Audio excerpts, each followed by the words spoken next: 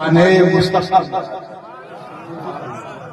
قسم ہے زمانے مصطفیٰ، وہ زمانہ کی اگر وہ زمانہ نہ ہوتا تو دنیا میں کسی کا آنا نہ ہوتا۔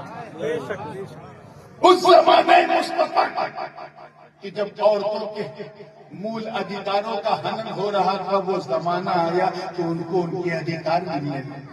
اب حاکم کو سہاگن بنانا شروع کر دیا گیا۔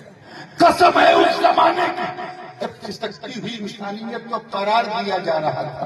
قسم ہے اس زمانے کی جب بلکتی ہوئی مانوتا کو سکون دیا جا رہا تھا۔ قسم ہے اس زمانے کی جب لوگوں کے ادھیکاروں کی رکشا ہو رہی تھی۔ قسم ہے اس زمانے کی جب اونچ نیچ کا فرق مٹایا جا رہا تھا۔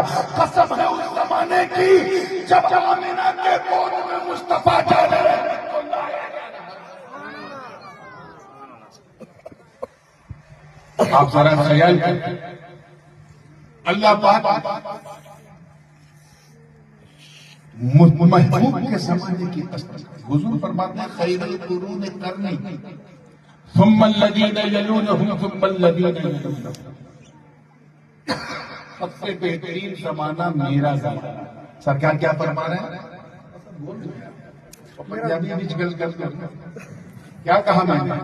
حضور نے کیا فرمایا؟ سب سے سونا زمانہ میرا، ساڈا زمانہ، ہمارا زمانہ۔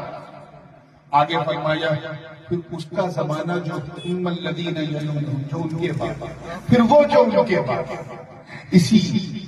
اسی حدیث کی روشنی میں ہم یہ بات، ہم اپنا یہ ایمان رکھتے ہیں کہ اس نیل گگن میں صحابہ کی مقدس جماعت جیسی کوئی جماعت نہیں تھی، کیونکہ وہ حضور کے زمانے میں۔ بس میں آ رہی نا، کلیئر ہو رہا ہے؟ چلیے ایک مثال دے دیتا ہوں۔ صوفی صاحب کی فرما ہے تو ایک صوفیانہ مثال تیار ہے؟ ایک صوفی تھا بغداد کی گلیوں میں روٹی بیچتا،